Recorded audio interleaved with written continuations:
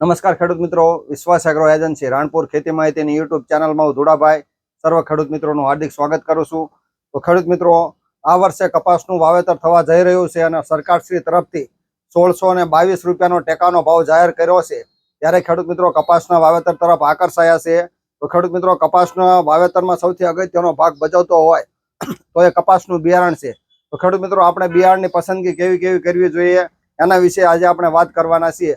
તો આ વર્ષે બન્યું છે એવું કે ઘણા બધા ગામડે જોઈ અને ફેરી 4G 5G કે 6G એવા અલગ અલગ અનલીગલી બિયારણો વેચ્યા છે અને એ ખરેખર ખેડૂતો માટે નુકસાનકારક છે. કારણ કે એમાં કોઈ પણ પ્રકારની ગુણવત્તા હોતી નથી. એમ કે સારું થાય તો પૈસા આપવાના, નહીતર આપવાના નહીં. અને હગાવાલાને કે મામા માસીના એ રીતની ઓળખાણ કાઢી અને ઘણા બધા ફેરિયા લોકો બિયારણ વેચી જાય છે અને ખેડૂતોને નુકસાન જાય છે.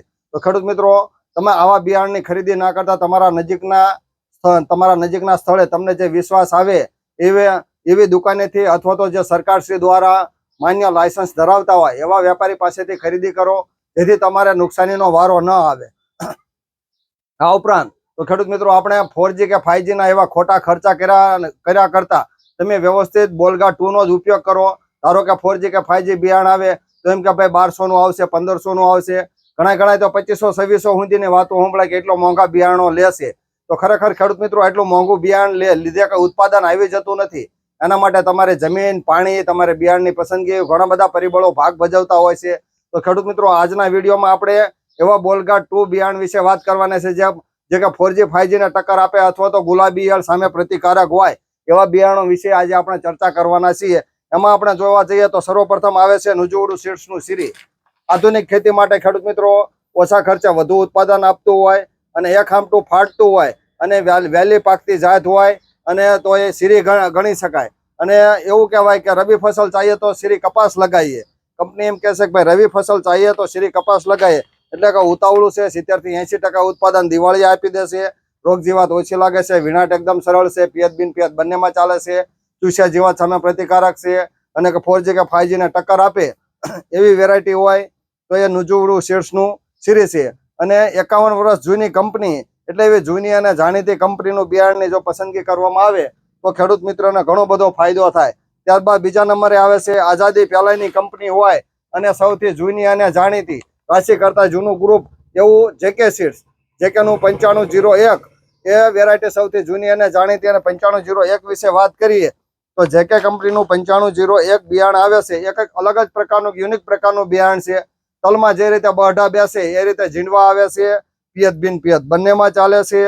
આ ઉપરાંત ચૂસ્યા જીવાત ઓછી લાગે છે અને ખીલા મૂળ વાળી જાત છે અને ખોટી ડાળીઓ બહુ ફૂટતી નથી. એટલે જે રીતનું તલમાં બઢા બે એ રીતનું ઝીંડવું બેસે છે. એટલે ટૂંકી ગાળીએ કપાસ કરવો હોય તો અનુકૂળ જાત છે. આ ઉપરાંત વિનાટ સરળ છે. આ ઉપરાંત ફળાવ ડાળીઓ ડાયરેક્ટ આવતી હોવાના કારણે વધારે ઉત્પાદન આવે એવી જાત છે. અને કંઈક અલગ જ પ્રકારનું બિયારણ હોય તો એ જેકેનું 9501 ગણી શકાય છે. આઝાદી પહેલાની સૌથી જૂની અને જાણીતી કંપની કેવી હોય તો જેકે કંપનીને ગણી શકાય. તો આનું બિયારણ પણ સારામાં સારું ગણાય. ત્યારબાદ ત્રીજા નંબરે આવે છે ગોલ્ડ કિંગનું મિથિલા. ગોલ્ડ કિંગ કંપનીની ઘણી બધી જાતો આવે છે. એમાં મિથિલા તો કે રોગ પ્રતિકારક શક્તિ ધરાવતી જાત છે, પિયત બિન પિયત બંનેમાં ચાલે છે. આ ઉપરાંત ગુલાબી ઈયળ સામે પણ પ્રતિકારકતા ધરાવે છે. ટૂંકમાં હળવાના પ્રશ્નો ખૂબ જ ઓછો આવે એવી જાત હોય તો એ મિથિલાનો વિનાટ પણ સરળ છે. એટલે ઘણા બધા ખેડૂત મિત્રો આના આગળના વર્ષે મિથિલા કપાસ કર્યો છે તો આ વર્ષે પણ મિથિલાની પસંદગી કરતા થયા છે. ત્યારબાદ ચોથા નંબરે આવે છે મંગલમનું 251.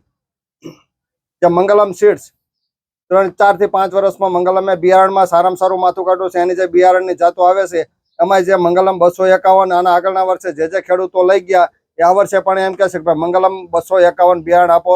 જે સ્ટાન્ડર્ડ ગણાય છે, રોગ પ્રતિકારક શક્તિ ધરાવે છે, પિયત બિન પિયત બંનેમાં ચાલે છે, મધ્યમથી મોટું ઝીંડવું છે, વિનાટ સરળ છે, ઊંડું ખીલા મૂળ વાળી જાત છે, સુકારા સામે પ્રતિકારક છે અને વીણવામાં ખૂબ જ સરળ છે અને ઈયળ ખૂબ જ ઓછી લાગે છે. એટલે ઘણા બધા ખેડૂત મિત્રો મંગલમ 251 ની પસંદગી કરે છે. ત્યારબાદ આવે છે પ્રાંતિજ સીડ્સનું વિસ્ફોટ બિયારણ. એટલે 5 થી 6 ફૂટનો છોડવો થાય છે, પિયત બિન પિયત બંનેમાં ચાલે છે. આ ઉપરાંત એનો ઉતારાની કેપેસિટી પણ સારામાં સારી છે અને ગુલાબી ઈયળ સામે પ્રતિકારક ધરાવતી જાત હોય તો વિસ્ફોટને પણ ગણી શકાય. અને ઘણા બધા ખેડૂત મિત્રો વિસ્ફોટની પણ પસંદગી કરે છે, જે પ્રાંતિજ સીડ્સનું આવે છે. ત્યારબાદ આવે છે કોહિનૂર સીડ્સનું તડાખા. કપાસના જંગલનો રાજા કેવો હોય તો કહી શકાય. જે કોહિનૂર સીડ્સનું તડાખા એટલે કે કપાસના જંગલનો રાજા એવું નામ આપવામાં આવ્યું છે. અને કંપની કહે છે કે ભાઈ તડાખા એટલે તડાખા, પિયત બિન પિયત બંનેમાં ચાલે, ઓછો ખર્ચો અને ઊંડું મૂળ, પિયત બિન પિયત બંનેમાં ચાલે. ચૂસ્યા જીવાત પણ ઓછી લાગે છે, મધ્યમથી મોટા ઝીંડવા છે, ટૂંકી ઘડીએ ઝીંડવા બેસે એવી જાત છે, વીણવામાં ખૂબ જ સરળ છે. એટલે ઘણા બધા ખેડૂત મિત્રો તડાખા બિયારણની પણ પસંદગી કરે છે. અને ઘણા બધા ખેડૂત મિત્રો આના આગળના વર્ષે જે ખેડૂત મિત્રો તડાખા બિયારણ લઈ ગયા એ ખેડૂત મિત્રો એમ કે છે અમારે આ વર્ષે પણ તડાખા જ કરવું છે. એટલે કે 4G કે 5G કે 6G ના ટક્કર મારે એવું બિયારણ હોય તો એ કોહિનૂર સીડ્સનું તડાખા છે. અને આ વર્ષે લગભગ બધી જગ્યાએ સરળતાથી મળી રહે તો ખેડૂત મિત્રો તડાખાની પણ પસંદગી કરી શકે. ત્યારબાદ આવે છે અજીતનું 111. અજીત સીડ્સ પ્રાઇવેટ લિમિટેડ, 33 વર્ષ જૂની કંપની, 111 પિયત બિન પિયત બંનેમાં ચાલે, ઓછા ખર્ચે વધુ ઉત્પાદન આપે એવી જાત છે. આ ઉપરાંત મધ્યમથી મોટા ઝીંડવા છે, એના કારણે ઘણા બધા ખેડૂત મિત્રો 111 ની પણ પસંદગી કરે છે. જે DSIR નેશનલ એવોર્ડ વિજેતા છે. અને ખેડૂતોને ખર્ચો ઓછો અને વધુ ઉત્પાદન આપતી જાત હોય તો ACH 111 છે. અત્યારે હાલમાં ઘણા બધા ખેડૂત મિત્રોને લગભગ 20-20, 25-25 દિવસના ઉગાવા પણ આવી ગયા છે. એટલે 111 બિયારણ પણ ખૂબ જ સારું છે. ત્યારબાદ આવે છે ધર્મા, વેદા સીડ્સનું તો કે તડાખા જેવી આ એક જાત છે. ધર્મા એટલે ધર્મા, જે પિયત બિન પિયત બંનેમાં ચાલે છે. આ ઉપરાંત રોગ જીવાત ઓછી લાગે છે, મધ્યમ ઝીંડવું છે, વીણાટ સારો છે, ટૂંકી ઘડીએ ઝીંડવા બેસે છે અને વીણવામાં સરળ હોવાના કારણે ગુલાબી ઈયળ સામે પ્રતિકારકતા પણ ધરાવે છે. એના કારણે ઘણા બધા ખેડૂત મિત્રો ધર્માની પણ પસંદગી કરે છે. ત્યારબાદ આવે છે જયભેરી. 9મા નંબર ઉપર છે જયભેરી, જે રોયલ સીડ્સ પ્રાઇવેટ લિમિટેડ બનાવે છે. જયભેરી તો કે પિયત બિન પિયત બંનેમાં ચાલે છે. આ ઉપરાંત ઊંડું મૂળ છે અને ટૂંકી ઘડીએ ઝીંડવા બેસે છે, મધ્યમથી મોટું ઝીંડવું છે અને ટૂંકી ઘડીએ ઝીંડવા બેસે છે અને વીણવામાં સરળ છે અને વધારે ફળાવ ડાળીઓ ધરાવતી જાત છે. જયભેરીનો ઉતારો પણ સારો છે અને બધી રીતે સફળતા મળી હોય તો એ જયભેરી છે જે રોયલ સીડ્સ બનાવે છે એનો પણ ઉતારો સારો આવે છે. અને આના આગળના વર્ષે ટૂંકમાં હળવાનો ખૂબ જ ઓછો પ્રશ્ન બન્યો હોય તો એ જયભેરી બિયારણમાં બનેલો. ત્યારબાદ છેલ્લે અને લાસ્ટમાં આવે છે કર્તવ્યનું કદમ. એવું કહી શકાય કદમ બિયારણ વિશે કે હળો ઓછો લાગે, ચકલી નાની ને ફડકો મોટો, એટલે કે મધ્યમ ઝીંડવું અને એનો ડાબકો ખૂબ જ મોટો થતો હોય અને હળાનો ખૂબ જ ઓછો પ્રશ્ન રહેતો હોય તો એ બિયારણ છે કર્તવ્યનું કદમ. ટૂંકમાં ખેડૂત મિત્રો જો એક કદમ આગળ આવવું હોય તો કર્તવ્યનું કદમ વાપરી શકે છે અને એનો ઉતારો પણ સારામાં સારો આવે છે.